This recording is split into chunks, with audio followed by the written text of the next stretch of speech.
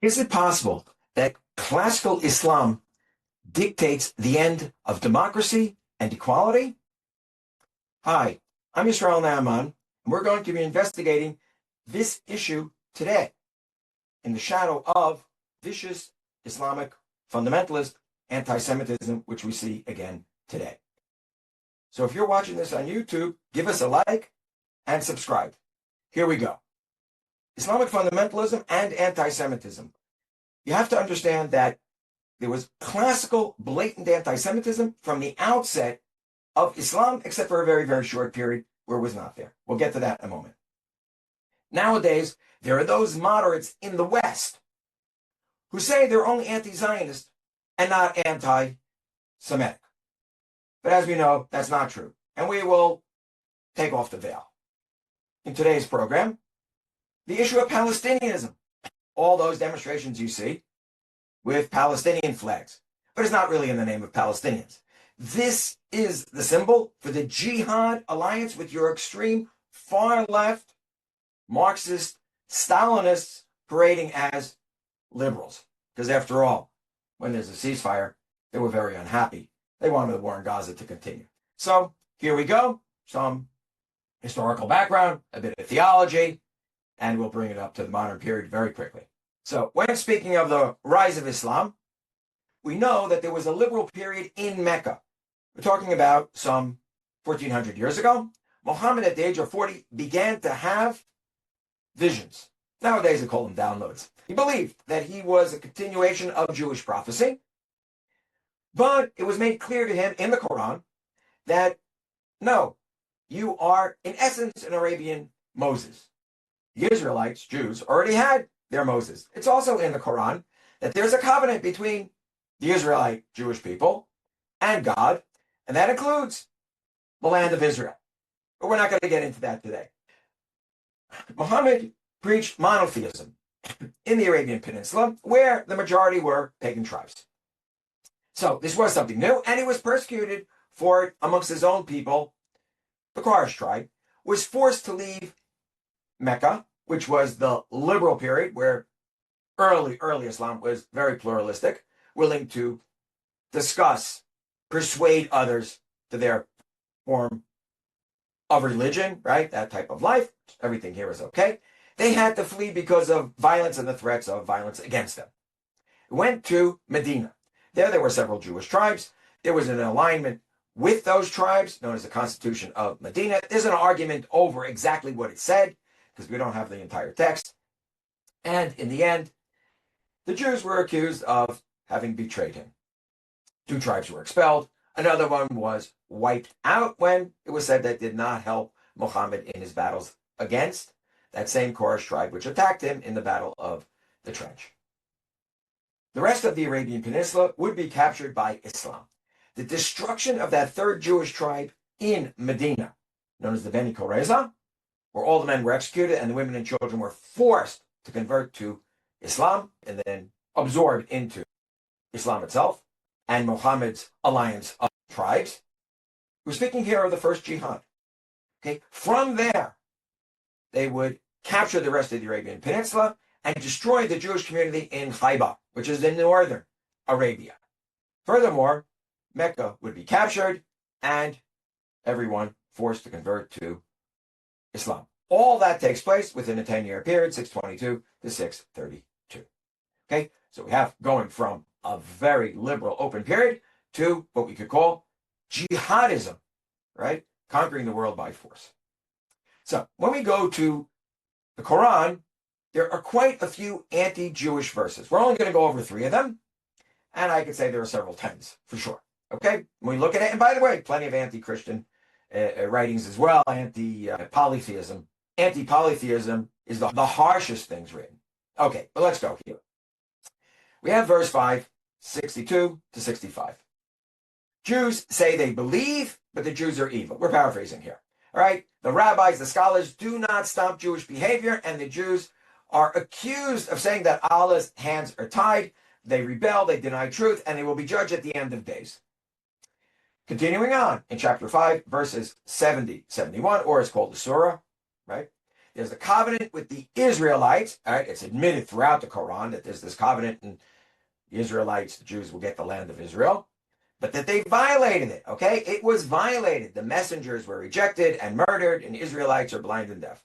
We don't know of any murders here. Okay, you could say yes, it was a rejection of Jesus, but he's not considered to have been a Jewish prophet. Okay, and then you have a chapter or Surah 4, verses 55 to 56. Jews will be in hellfire for their disbelief. Their skins will be consumed and will grow back and constantly be burned for eternity and then grow back again on and on. In other words, continued torture of Jews for not believing. Okay, so Jews are really the number one upfront enemy from the outset. Moving on, Jews and Christians, known as dhimmi, or your protected subservient communities. So they're discriminated against. They're allowed to keep their religion. However, they're certainly not equal. It said that the Jews received God's word through Torah and rebelled. Right? We know of crossing Sinai and that there was not a small amount of rebellion there. It's in the Hebrew scriptures. Everybody admits it. But in any case, the Israelites entered the land of Israel and would be the majority there for well over 1,000 years. There was destruction of the first temple. It said also in Jewish text that this is a punishment. And the second temple, and that's also was seen as punishment, as understood by the rabbis. Fine. They were chosen. It said that they were lost their status. They defied Allah or God, and that's why they're in exile. Christians were accused of falsely making Jesus the Messiah. Jesus is a prophet in Islam, and having a trinity of 3 gods. Now, Jews and Christians are these subject peoples. They have some sort of semi-autonomy under what's known as the Charter of Omar. We're not going into it, but there are a lot of discriminatory laws, legislation.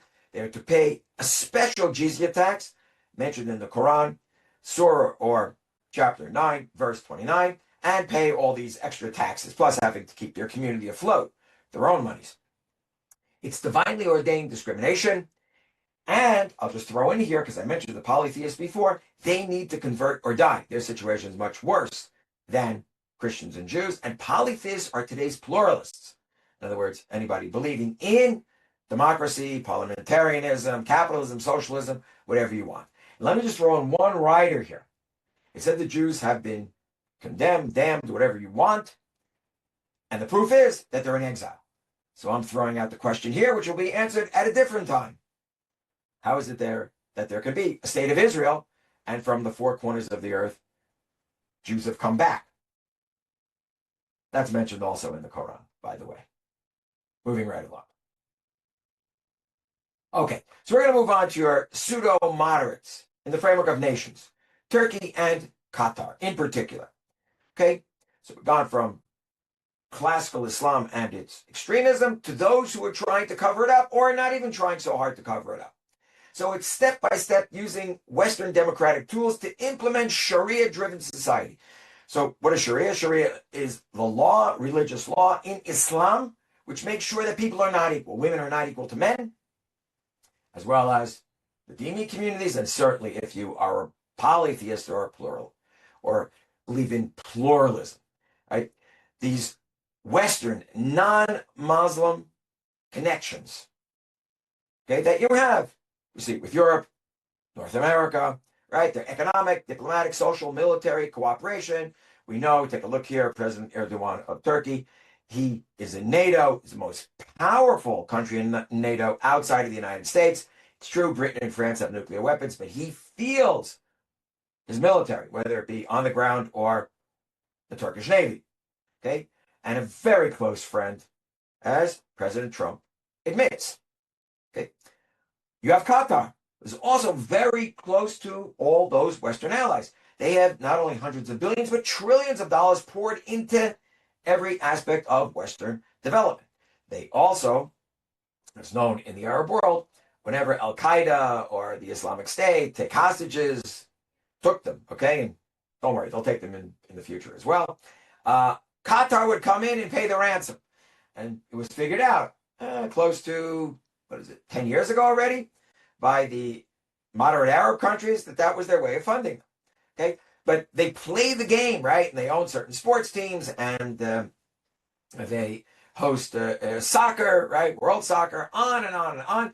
And therefore, but they play this game of being moderates, but they're undermining Western society. And we know Qatari money is funding anti-Semitism, not only on campuses, but throughout the United States, Canada, their educational system, by funding universities that put out educational curriculums for K through 12.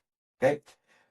When you approach these, quote, moderates, they always deny atrocities in the past. Now we know the West has admitted having had atrocities, made mistakes, right? You go through Western history, and there's remorse, self-condemnation, on and on. You will not find this amongst these, quote, moderates. They're jihadis, but they know how to play the game and become worthwhile to the West.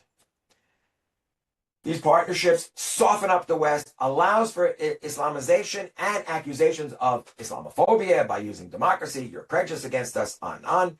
And therefore, in countries like Britain, you can basically condemn anybody or criticize any people, religion, but not Islam. Okay? And they're being forced into what's called demitude, making them these subservient communities. So, they're playing a double game with the West. It's very clear. By funding education, academia, NATO membership, not only partnership, taking a leading role. And now there's this issue of the Turks being part of a Gaza peacekeeping force, international stabilization force, right, in Gaza on the border with Israel. I would say that Israel would have to be insane to accept such an arrangement. Yet, it is pushed by the West. Next, we have intellectuals like Tariq Ramadan. He's a crypto moderate, right? I put that in the question mark, all right? But it's crypto. First of all, he always condemns violence, jihad violence, right? Whether it be Al-Qaeda, Islamic State, whoever, terrorist attacks. But he'll never condemn the jihad itself. So he doesn't condemn the theology, he just condemns the reaction or the actions coming out of the theology.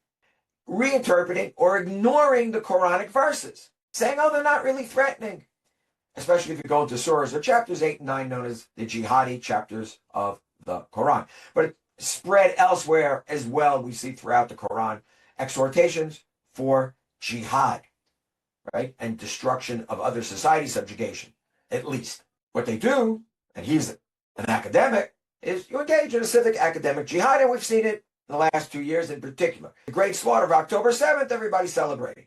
And they are condemning Israel, and Israel took about 2.5, 3 weeks before Israel took action into Gaza.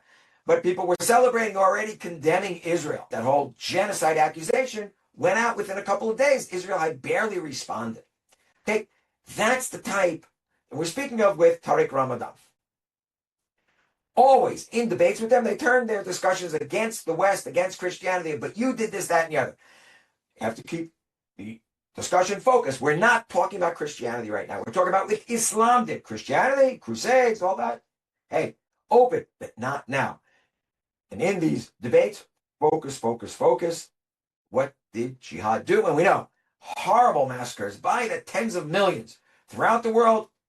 Hindustan, Sub-Sahara, the Balkans, trade slave all over, okay? North Africa needs to be focused. But they always try to move the argument, the discussion elsewhere. He was viciously anti-Israel, but would attack anti-Semitism. Wait a minute. Jews don't have the right to their own homeland, as actually mentioned in Quran, fulfilling the covenant, something of which they canceled in the Middle Ages, but it's there. It's not like you could deny that it was ever there. And there is a state of Israel today. Other questions? We'll get to it another time. A very negative behavior towards women. Here he is, this Western academic, and by the way, the grandson of Hassan al-Banna, who established the Muslim Brotherhood. And he talks about all this equality, yet you would be convicted of rape in Switzerland. If I remember correctly, went to the Supreme Court. He lost, all right? It was known that he had an atrocious behavior towards women. So there's a whole masking, call it playing both sides of the road, double standard, what you say, but what you really do. Okay? He never advocates an immediate jihad, but it's always in the background. Because you can ask, no, we don't want jihad. No, no, no, no. Why? The time isn't right. First have to undermine Western society. And of course, the big lie about Jews and Christians flourishing under Islam. Yes, there were some golden ages. We speak of Spain when it comes to the Jews, a short amount of time, a couple of centuries, but there was terrible persecutions as well. Okay, and that was the majority of time Jews living under Islam. People lived a tenuous existence and were quite frightened and oppressed. So let's go to another one of those, quote, moderates, and we'll deal with the Palestinian National Charter. Okay, here we have a picture of Mahmoud Abbas, president of the Palestinian Authority. Partition of Palestine in 1947. When you go to the Palestinian National Charter written in 1968, Yasser Arafat was very involved in it. Okay, that partition of Palestine in 1947 and the establishment of the State of Israel is completely illegal, violates all principles of this, that, and the other, and denying that the Jews are any sort of national group. Okay, and therefore it's all illegal. That's one.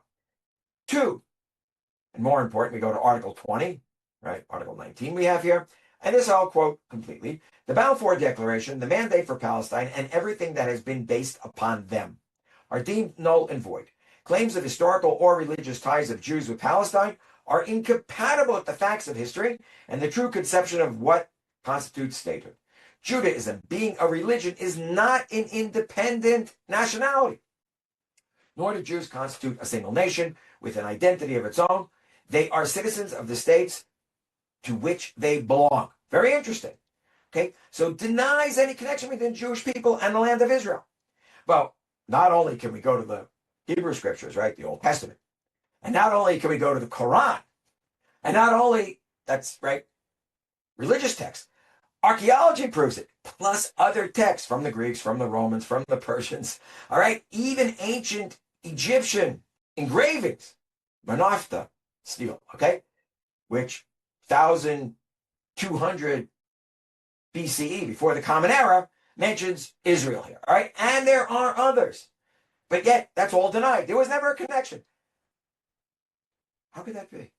In other words, what they're saying is that Judaism is only a religion, but you can't believe in that religion. In other words, a good portion of your holy scriptures are inadmissible. So it hollows it out. Who does this? This was what the Soviet Union did. Stalinism. Marxism. To the Jews. In other words, you can be Jewish, just don't have any content. Okay? And that's when we speak of today's extreme left wing on the campuses, it's exactly what they're saying. President Mahmoud Abbas also has a doctorate in basically Holocaust denial. He belittles it. He says, yeah, there were a few 100,000 or so killed, but the Jews are really exploiters. It's not so much that it should have happened, but you can understand how they deserve their fate. He also has policy in the Palestinian Authority. There is this pay to slay. You kill Jews, terrorist attacks, and sitting in jail, you will be paid, right? These Palestinian terrorists coming out of the budget of the Palestinian Authority. Antisemitism is also in the Palestinian Authority educational textbooks, teaching hatred for Jews, Israel, of course, and it just brings the next generation into the fold of those who will attack Israel. In other words, you're building a jihad without calling it jihad. He's also unable to curb Hamas in the West Bank, Judea, Samaria. The only ones who do that, of course, is Israel. If it wasn't for Israel, he wouldn't be in power. So we're going to go to dealing with the world jihad victory as explained by Hamas. Okay, now we're going to the extremists. Preamble of the Hamas Covenant or Charter of Allah from 1988, which many people claim, it's not there anymore. There's another document. There isn't. Nobody has ever canceled the Hamas Covenant of 1988. I challenge anybody to show me which Palestinian official says it's been canceled. I'm talking about Hamas officials, okay? Preamble. Our struggle against the Jews is very great and very serious. Article 7. Kill the Jews. The day of judgment will not come about until Muslims fight the Jews and kill them. In other words, there's not going to be an end time. Messiah is not coming until Muslims fight the Jews and kill them. It's from a hadith, and people tell me, it's taken out of context. No, the context is the Hamas covenant. Okay? Articles 2 and 8. The global Muslim Brotherhood. The Islamic resistance movement, meaning Hamas, is one of the wings of the Muslim Brotherhood in Palestine. In other words, it's a global movement, Hamas, not just fighting Israel. Right? It's all connected. And that's the green part of the red-green axis that one sees at these demonstrations, especially on campuses. Want to impose Sharia law. Then, the slogan of the Muslim Brotherhood worldwide, Allah is its target or objective, the Prophet its model, the Quran its constitution, and jihad its path or way, and death for the sake of Allah is the loftiest of its wishes, or if you want, desires. That is overall slogan of the Muslim Brotherhood worldwide, and it's in the Hamas covenant. Articles 11 and 13, right? No negotiations. All lands are what's called Waqf lands, and they're consecrated for Islam forever, and any peace attempts are condemned. Any land captured by Islam belongs to Islam for eternity. Islam believes the land of Palestine is an Islamic Waqf consecrated for the future Muslim generations until Judgment Day, right? Until the coming of the Messiah. Quote, there is no solution for the Palestinian question except through jihad. Initiatives, proposals, and international conferences are all a waste of time and vain endeavors. Article 15. Jihad is the individual duty of everyone. It's defensive Islam. It's defensive jihad. Jihad becomes the individual duty of every Muslim. In the face of the Jews' usurpation of Palestine, it is compulsory that the banner of jihad be raised. Only Islam is true belief. That's the understanding. Then we take a step back. In 2017, the political document was put out by Hamas. They were told, apparently they got some good PR advice, that it's far too anti-Semitic, the Hamas covenant, charter of Allah, and therefore, what you need to do is tone it down a bit. It came out in May of 2017, and here we will continue reading. Hamas believes that no part of the land of Palestine shall be compromised or conceded, irrespective of causes, the circumstances, and the pressures, and no matter how long the occupation takes. Okay, this is all from Article 20. Continuing, Hamas rejects any alternative to the full and complete liberation of Palestine from the river to the sea. That's what you're hearing on the campuses. However, without compromising its rejection of the Zionist entity, and without relinquishing any Palestinian rights, okay, meaning they're going to destroy Israel, but we continue. Hamas considers the establishment of a fully sovereign and independent Palestinian state, with Jerusalem as its capital along the lines of the 4th of June 1967, with the return of the refugees and the displaced to their homes from which they were expelled to be a formula of national consensus. Okay, they're referring to previous wars. There were attacks on Israel. We know in 48, there was the offensive. Israel nearly lost. The counteroffensive, there were those who ended up fleeing with the Arab armies. 5 Arab armies invaded. Moving along here, it's trying to prove that Hamas is only anti-Zionist and not anti-Semitic. We can see through it. Israel is illegal, similar to the Palestine National Charter of Article 20 that we saw before. And like the PLO in 1974, there was this idea of Israeli destruction in stages. In other words, okay, we'll take some sort of agreement, and from there we'll continue fighting. And that's kind of happened with the Oslo Accords, where many people, myself included, supported them. But then there was a second intifada, and the idea was not two-state solution by Yasser Arafat, but rather destruction of Israel. Compromises and the Oslo Accords are condemned and nullified. And by the way, you see that in Article 32 of the Hamas Covenant from 1988. Jihad is the only answer. That's what's being said. All right? You can read, of course, the whole political document from May of 2017. So we move on now to what's called Palestinianism, destruction of democracy in the West, something that we mentioned at the very, very beginning. So how do we get there? Here I have a cover of Alan Dershowitz's book, right? Palestinianism. It's more of a booklet. It's not even 100 pages. Quite interesting.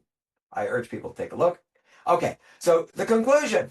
Jews are the oppressors, Israel's colonialist, racist, fascist, imperialist state.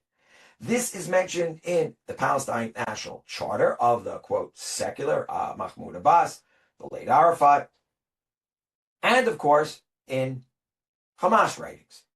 And that they're allies of empire. What is empire? When they talk about all those colonial powers. This has been repeated just recently when you see those demonstrations on the campuses and in the streets of the big cities in the West, that they're going to destroy empire. When they say empire, they mean United States, NATO, right? Meaning Europe, all the democracies. You don't hear anybody going out and screaming, destroy Putinist Russia or People's Republic of China, right? She's China, which is very oppressive of Muslims, the Uyghurs, out of Xinjiang province, northwest China. Never hear that. They want to destroy democracy. Because in democracy, Jews thrive. It's an open society. And with the freedoms and the ability to move up, everybody according to their abilities and how much they put in the effort, the idea is destroy any sort of, quote, Jewish influence. And by the way, it's been said outright by pro-Hamas supporters and Hamas itself, right, that the Jews are this evil. Now, they have an alliance with the extreme left communist anarchists because they too are anti-democratic, right? Islam is totally against democracy. It's considered to be polytheism. The preliminary first objective was undermining the Oslo Accords. Had there been a two-state solution, Hamas would have been in the corner, and that would have been it. So you use Palestinian, quote, liberation as a cover, right? Palestinians up front. This elimination of Jewish influence in Western democracy bodes very ill for anybody else, any other minorities that would want to move up. And when we're speaking of classical Islam, that includes women, even though at the moment you'll see women as part of these very extremist organizations. They're riding the far left understanding. And they're put up there as poster girls, if you want. You want to replace with Islam. Now, what's interesting is that will clash in the end with your extreme left. They'll have to have it out. But let's remember something. If you go back to 1939, Ribbentrop-Molotov pact between the Soviet Union, Stalin, and Hitler, Nazi Germany, which were said to be ideologically completely at odds, they made an agreement and they split Poland. And of course, Hitler violated the agreement 22 months later, June of 41, and attacked the Soviet Union. Okay? They're not going to exist together, but they will be together to destroy democracy. So first, you destroy the Jews, Israel, in the name of Islam and liberation together, and both of those are in the name of Palestinian liberation. And stage two is a global intifada that we know someone like Zoran Mamdani refuses to condemn. He was outwardly in favor of it, said, I can't talk about it anymore. Okay, that's also the issue, that the, quote, moderates, or they get more moderate, so they stop saying certain things. They stop the sloganeering, but what they really mean, we know, because you know they're not condemning. Okay, go back to Tariq Ramadan. Okay, so that will annihilate democracy in the West. But first you go after the Jews. The Jews are the litmus test. You can get rid of them, it means you can continue onwards. Hitler understood that very well. By the way, so did Stalin in his liquidations of Jewish leadership and quite a few Jews in the former Soviet Union. Palestinians are said to be the vanguard of this global revolution. But wait a minute, who else are they liberating? Millions, something like 10 million have been displaced in Sudan. Over 500,000 have been slaughtered since April of 2023. We hear them protesting? No. What goes on in Somalia? What about Christians being persecuted in Nigeria? You have your ISIS types taking over the Sahel, the Sahara areas of Africa, slaughtering lots of Muslims, by the way. And Sudan, it's Muslims being slaughtered. They just don't happen to be Arab. They're black African. Where do we hear them screaming? You don't. Okay? It's all a facade. Conclusion. Palestinianism is fronting for the anti-Semitic red-green fascist axis. And we know that much of what they're saying and doing is predicated also on the protocols of the Elders of Zion, which we won't get into right now, but all you have to do is read Article 22 of the Hamas Covenant from 1988. Basically, you have a summary right there. Okay, Palestinianism, facade, first step for world domination, for the red-green fascist axis. It is not Palestinian nationalism. There could have been a two-state solution. There can be development for the Palestinians, no doubt. There needs to be dual recognition of legitimacy, Jewish nationalism, Palestinian nationalism, for sure. But they want continued war. There was a ceasefire, and now these same demonstrators are continuing the demand, quote, liberation meaning war, okay, but only for on the Palestinian front. Once again, not in Africa and elsewhere, where Muslims are being persecuted. Once again, I'll bring up the Uyghurs. In China, they're Muslim, they're being persecuted by the communist regime. Nobody says anything, right? Palestinian nationalism has not only can choose peace, but has the right and obligation to do so. What's happening is Palestinians are being sacrificed on the altar of this Palestinianism representing liberation, okay? But it's only the first step as well. Knock off the Jews, destroy the Jews, right? And Palestinians are sacrificed, and you bring your world revolution, Islamic and Marxist-Stalinist, which, as we said, will clash in the end. Palestinian suffering has been increased. Take a look at what goes on. And Palestinianism forces that global conflict against, quote, empire, the Western democracies. So what about Zoran Mamdani, Marxist or Islamist? And I'll tell you.